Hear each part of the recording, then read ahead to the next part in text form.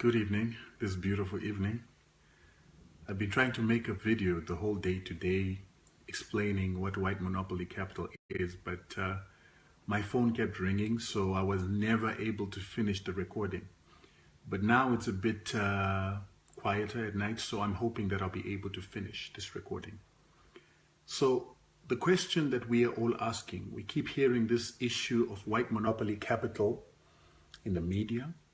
We keep hearing our politicians talking about that, particularly left-leaning politicians. So the question that we're always left asking ourselves is, what is white monopoly capital?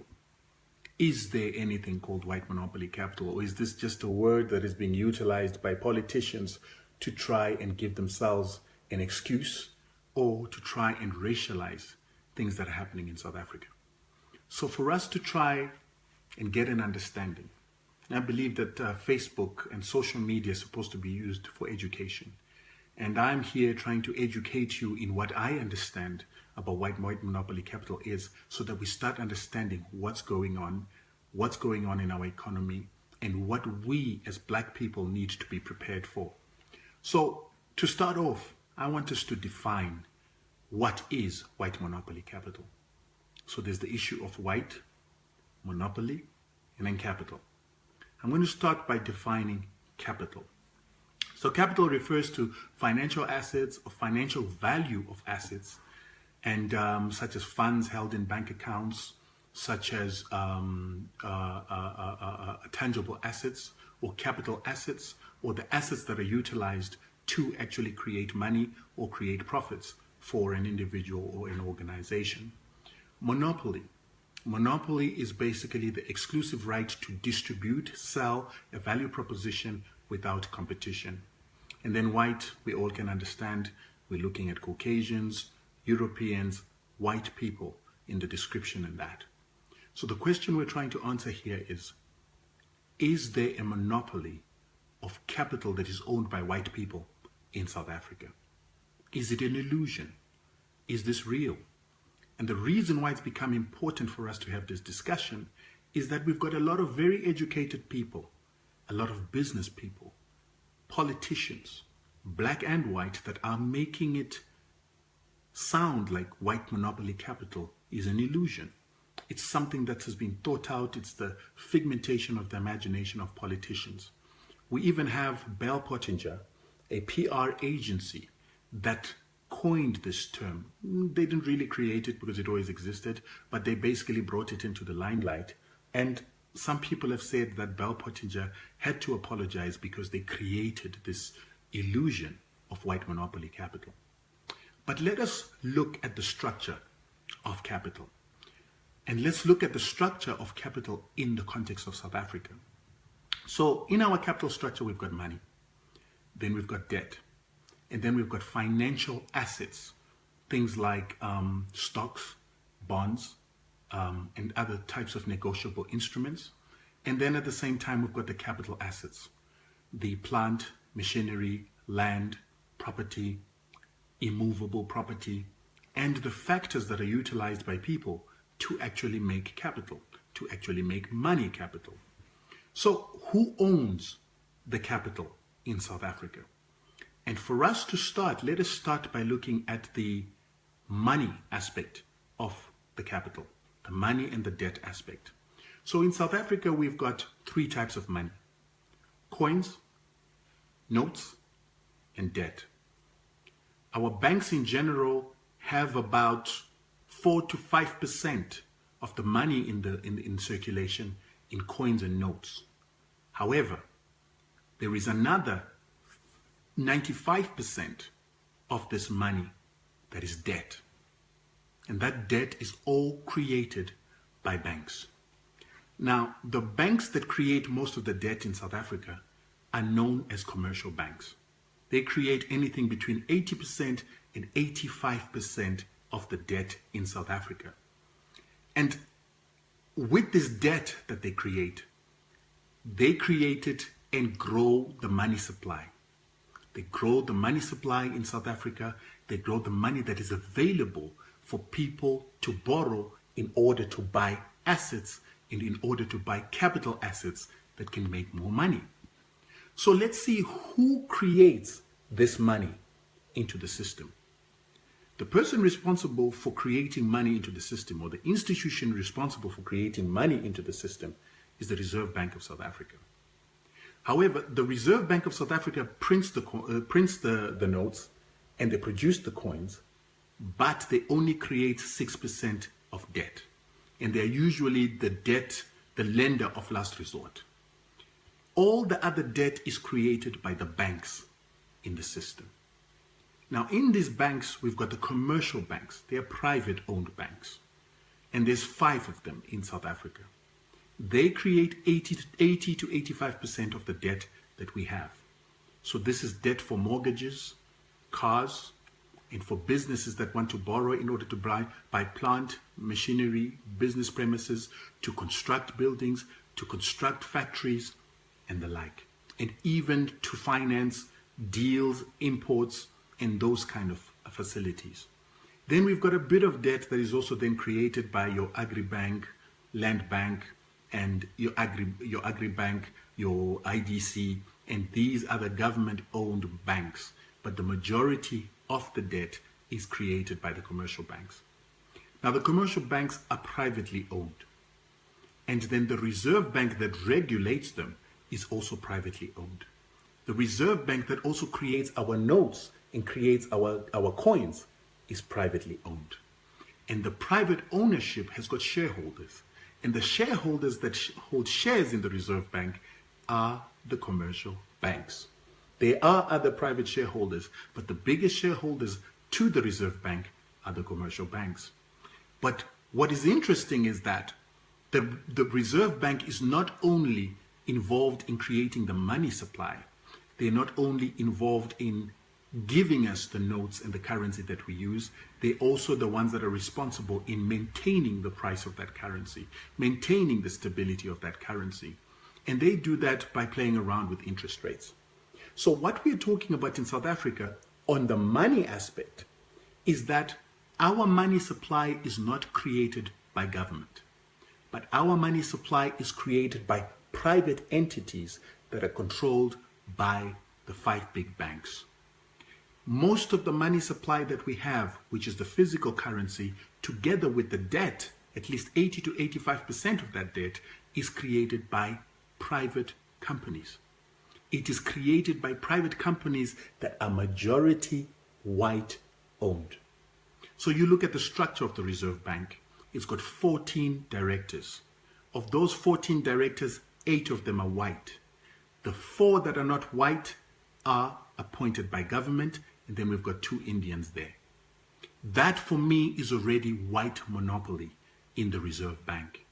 In the shareholding structure of the Reserve Bank, you've got the 5 monopolistic commercial banks.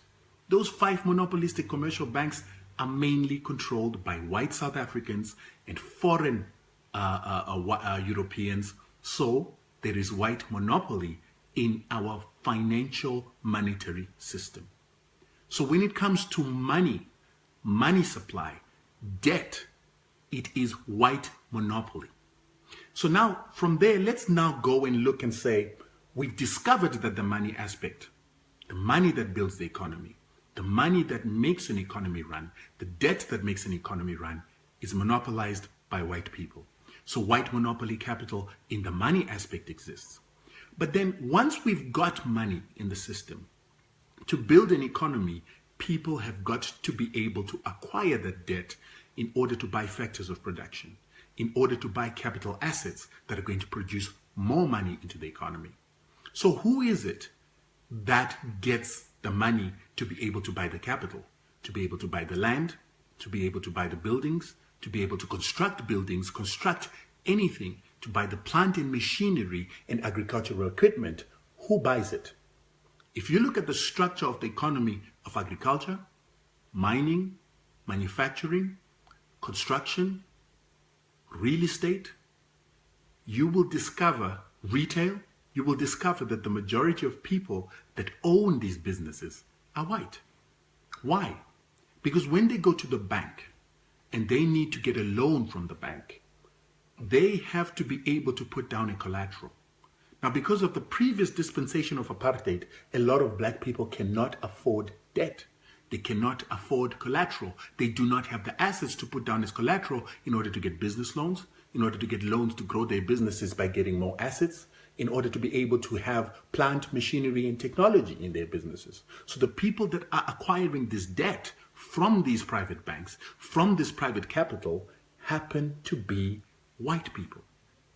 And they are the ones that can afford to be able to get these loans, and they're the ones that are able to build the big businesses that actually become the capital creators in the economy. So again, in that aspect, we see a monopoly. And that monopoly is in mining, it's in printing, it's in agriculture, manufacturing. You name any business sector in South Africa except the taxi industry, it's monopolized by white people.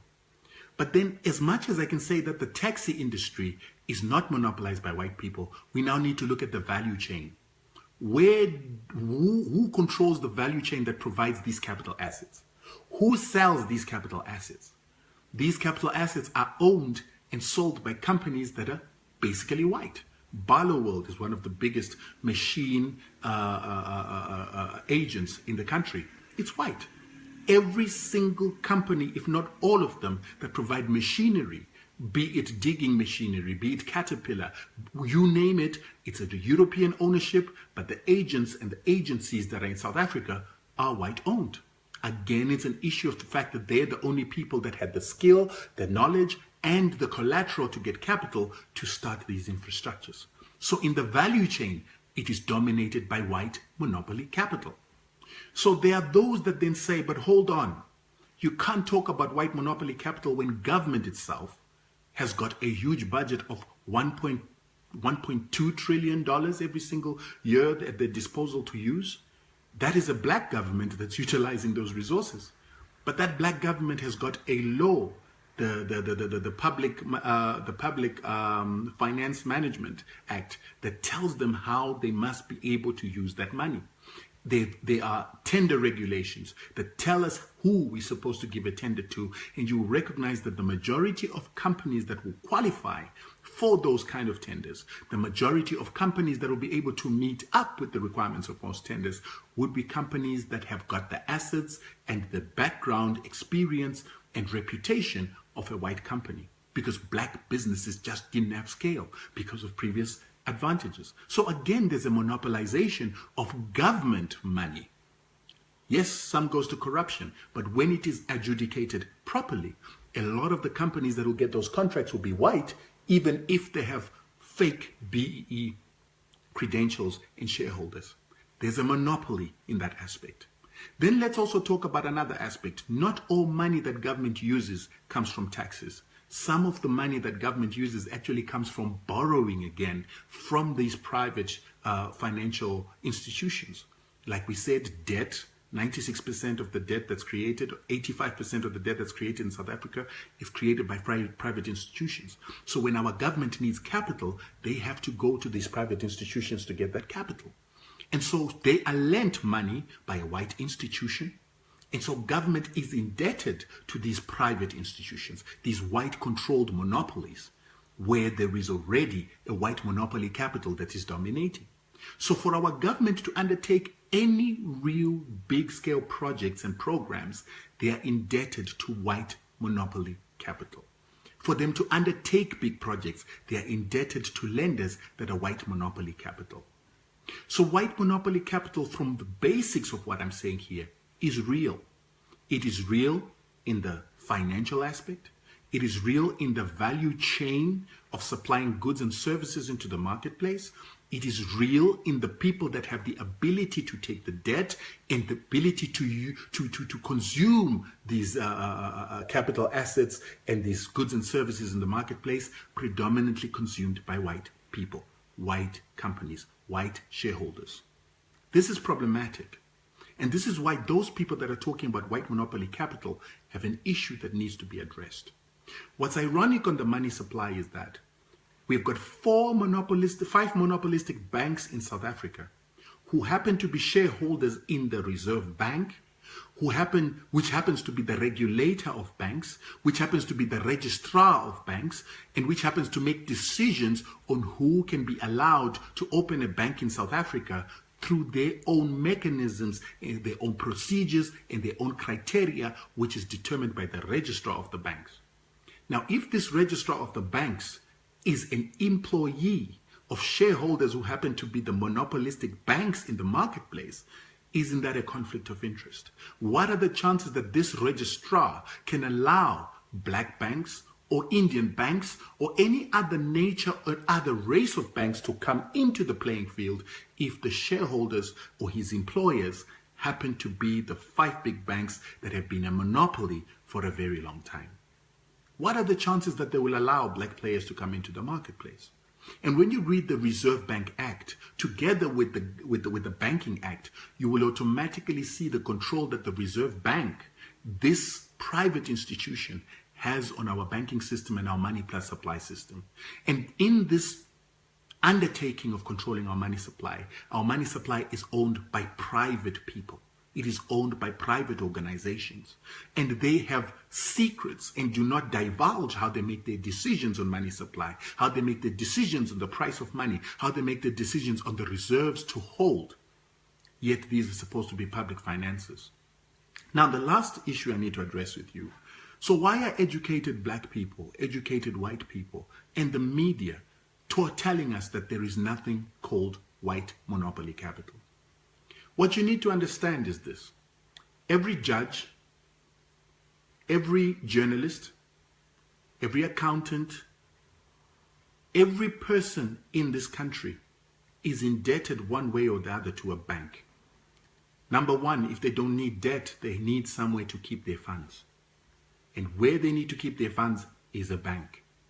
And then if they need debt, where they're going to get their debt, and all their debt, is from the banks. And what we sometimes forget is that the judges, these journalists, live in the real world in which they rub shoulders with people that are controlling this white monopoly capital.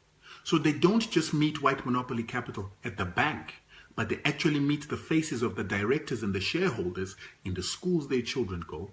Judges are supposedly very high paid people, the high net income people. Their children go to the same schools where a lot of the shareholders of the banks, the shareholders and the directors of the Reserve Bank go. So they will meet in places. They will rub shoulders with the lawyers. They will rub shoulders with journalists. They will rub shoulders with media owners. They will rub shoulders with white monopoly capital. Now, I want you to just think about it, that when people in authority whose word matters meets with the people that finance their debt, meet with people that can erase their debt, meet with people that basically live by rules that they make on their own, what do you think happens? So now our politicians are not necessarily high net worth, but they're very important people in the society. So sooner or later, they also aspire to rub shoulders with the who's of society. But that who's of society, that 1 percentile that runs the country, happen to be white monopoly capital. So when our politicians start rubbing shoulders with white monopoly capital, what happens? What happens when their salaries are not enough for the lifestyles that they need, but they're rubbing shoulders with white monopoly capital that creates the debt? What happens when they're rubbing shoulders and they want to go into a golf club, but that golf club happens to be controlled by white monopoly capital or owned by somebody in the white monopoly capital structure, but they want in? How do you think they get in?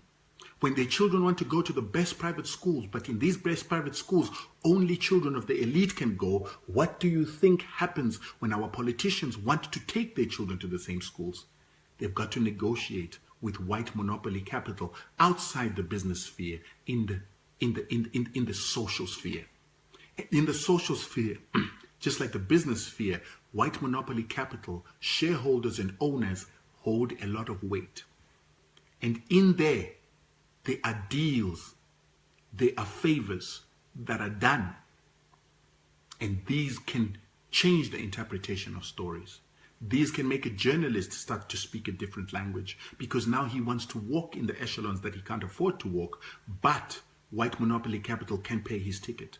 Politicians start to change their tunes Certain parties, the EFF used to speak a certain language. Now they're speaking a different language. But don't forget, white monopoly capital can make Julius Malema's debt go away. White monopoly capital can make sure that Julius never needs money again. It can make sure that the political party never needs to be funded by anyone again because it's got enough money. White monopoly capital creates the money supply. So this is how the narrative of denying white monopoly capital from not only opposition party members, but even ruling party members starts to happen. The Pravin Gordons are speaking a different language. They went to war. They went to the bush to fight white monopoly capital. But today, the very same men that were in exile, very same men that were killed by white monopoly capital will tell you that white monopoly capital does not exist. It is because of the domination of white monopoly capital and its ability to co-opt, its ability to corrupt, its ability to pay people in positions of authority that white monopoly capital exists. So I hope that you guys have understood what white monopoly capital is in simple terms. If they're owning the money supply, if they're owning the debt, if they're owning the value chain of capital asset sales or capital asset agency, if they're owning capital assets and the collateral to be able to get capital assets, and if they're owning the debt that's given to your government, and they happen to be white with no competition, that's white monopoly capital. I hope you understand. And from today, with that understanding, start trying to understand how that system can be dismantled. Black banks need to take place.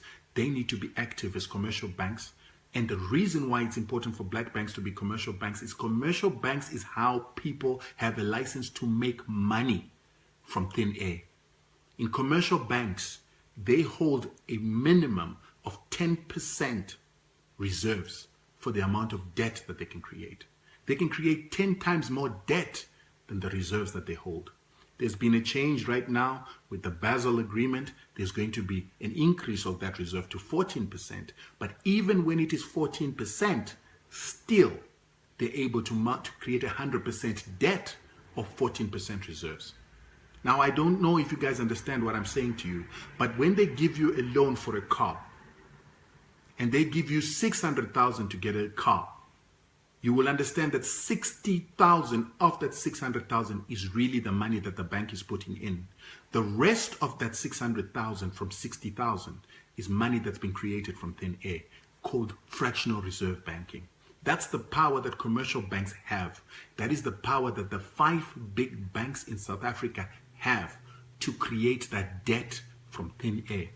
And they don't want black people to make that kind of money. They don't want black people having the license to make money from thin air. This is why you don't have any black commercial banks. So whenever they lend you money at the bank, they are not lending you their money. In the fact that 10% of that is their reserve means that 10% of whatever they lend you is their money. The rest, the 90%, was created from thin air. Anyway, that's a discussion for another day. But let's understand how the system works.